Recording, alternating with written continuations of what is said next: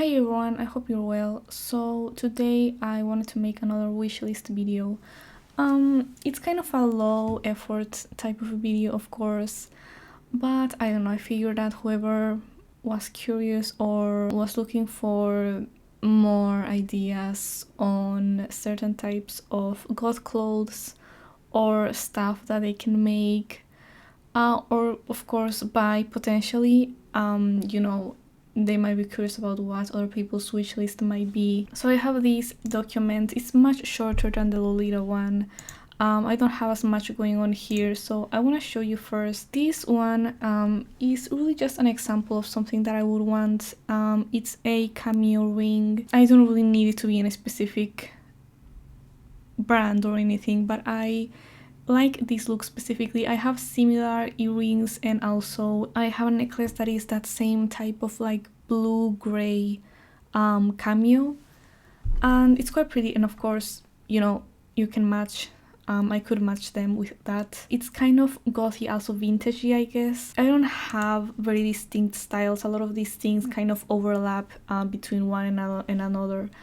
This one is from the brand the Andrey. Now, I'm not sure about necessarily the ethics of all of these brands separately. I looked for all of them on Good For You or Good On You, I think it's called, which I know isn't like the end all be all, but I just, saw them, looked them up there, and most of them are not even in that database, so again, I'm not sure about them.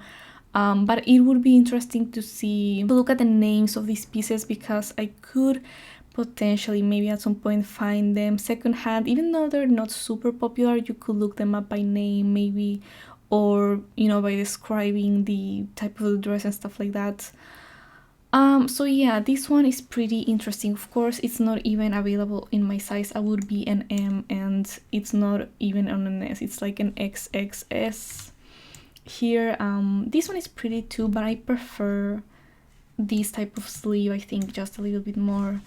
Again, it's, well, I didn't say it, but it's called Genevieve Sheer Dress, and it's originally $90, and right now it's going for $54, which kind of gives me the idea. That's such a huge sale that it kind of gives me the idea that it probably tends to go for about $54, but who knows. But I guess since there's less sizes in stock, there probably is a sale that is an actual one. This one is probably my favorite brand that I have found lately. Again, I'm not sure about the ethics of them specifically. However, this one I feel pretty convinced by. It seems to be a pretty small brand, and it seems that their stuff is mostly made to order, or pretty much all made to order. So I find it really interesting. It seems to be, a pretty like high quality, just pretty. I don't know. I have the idea that they're probably a really trustworthy brand in terms of ethics as well. Although they are based in the UK and they do ship internationally, but of course, given the brand is a little bit on the pricey side. This one is just a bolero that looks like this. I think this is the owner, actually, the one who's modeling the clothes. It has a sort of white lace trim here and inside as well, on the inside as well, as you can see. Let me show you here. That lace trim and the closures here, that's really pretty. It is more decorative, I guess, rather than something that really, warms you. But I don't know, I guess if you feel like you're not very covered up, you could just wear it, and it's not necessarily for warmth. This one is also by the same brand, by the same company. It's called the Graveheart jacket. It's really pretty, look at it. It looks like this. Again, the lace here, it has this kind of corset lacing detail here, and the kind of long frills, almost like a peplum type of detail there. And the sleeves are kind of a bell sleeve or like a puff sleeve with more flat. The rest of the sleeves are more flat, and then it has these, I don't know what is this called, like a princess sleeve, a bell sleeve, I'm not sure. But yeah, it's really pretty. I really like how this looks. This would be also really, it will go well with a lot of stuff, of course, mostly dresses and skirts. and it goes for $94. The previous one went for 33, the bolero. This one is called the Renaissance Mesh Maiden Top, and as you can see, it's let me show you. It looks like this, I guess. It doesn't look that great on the mannequin here, but here you can see, you know, it's a pretty cool. It also has that kind of corset lacing thing going on, but it's different here, right? It also has those like belle princess sleeves, except they're more dramatic here. They're longer, and I don't know, that makes it really cool. Again, the kind of stuff you would wear with like a long dramatic skirt or something like that. This is a top and not a jacket like the previous one, and this goes from $60. This one I find really interesting. It's called the Fae of the Fowls gown. There's a shorter version of that, and I'm kind of still thinking between this one and the short one, although the short one I feel like is a little too short to like wear realistically without like tights or anything. It looks kind of plain again on the mannequin, but when you look at it like this, I mean, it does have that sort of like, yeah, that kind of like fairy type, well, not necessarily fairy, but yeah, kind of a, I guess, medieval feel look. And I like the fact that it's fully white, although of course it could maybe benefit from some details. But it's a pretty dress, you know, it's very dramatic again. It has like the really long sleeves. So this one is called the Vampire Betrothal gown. I'm not sure if it's betrothal. And it's kind of an empire waist type of maybe Renaissance gown looking thing. It's velvet, as you can see. There's different colors. I think since it's made to order, you can pretty much just choose whatever color and you know, different sizes and stuff like that. Has the corset lacing, it's quite long, and full sleeves, and that's pretty much it. I feel like these are fairly maybe simple dresses, I guess you could say, but this is the kind of thing where there's definitely, I guess, a gap in the market for this kind of stuff. Because it's kind of hard to find these types of clothes that are still not too historically accurate enough so that they're super expensive and they're not necessarily the colors that you would like. This is the Valpurgis dress from the same brand again, Moonmaiden Gothic, and this is interesting because it's one of their kind of knee-length dresses. You can see it has the sleeves and everything. It goes to the knees, a little bit under the knees, because I feel like most of her dresses are either really short or really long, like to, you know, the floor pretty much, and this is one of the few that seems to be more in the middle. As you can see, it has some ruffles here and trim the sleeves, as you can see, the puffy full sleeves. The dress itself is pretty plain, but you could wear it with a corset or something like that to make it more interesting. This is from a different brand. These are by Mary Wyatt,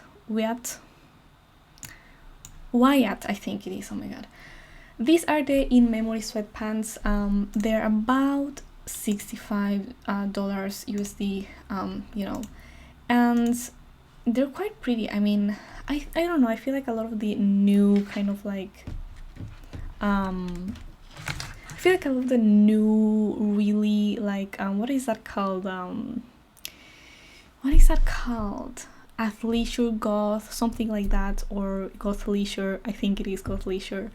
I feel like some of those are a little too on the nose, like the design is too like, I don't know, I mean, it's a matter of taste obviously, but I feel like some of them are a little too on the nose, like fuck everyone, you know, the world sucks, you know, like stuff like that, and I'm like, I feel I don't know, I wouldn't wear it, you know, personally. You can see these, it has the roses kind of going downwards, and this one is a pullover, the same line and everything. It says Mary Wyatt London, and again the same design of the falling roses.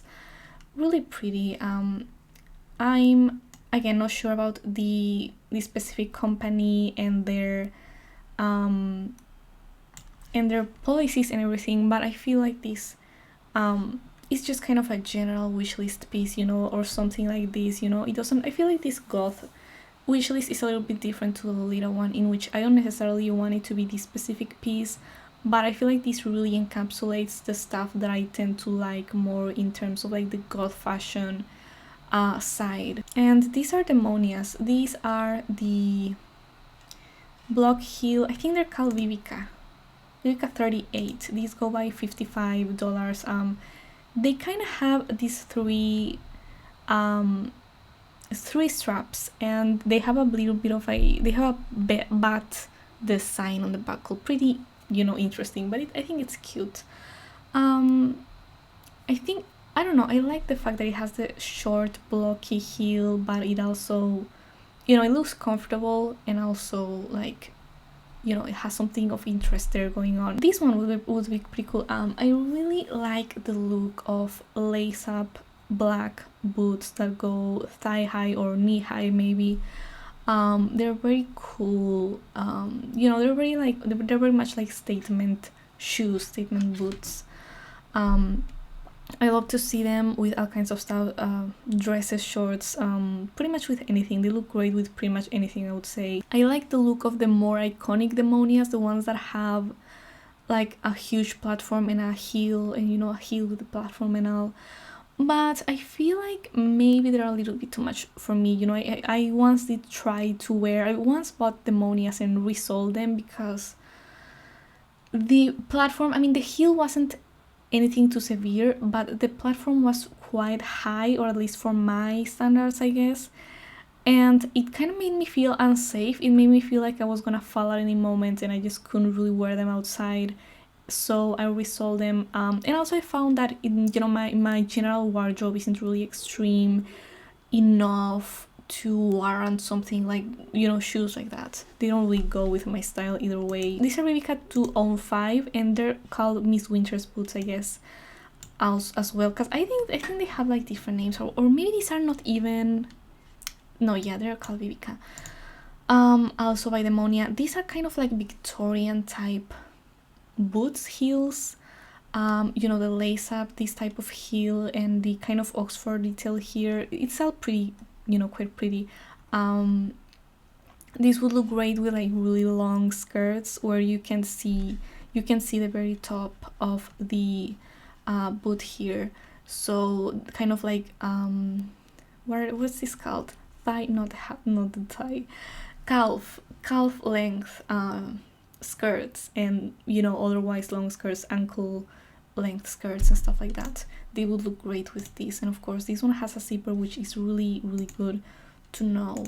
This would go for $97, which, you know, is kind of what you would expect, I guess. These are Mary Janes by Dr. Martin.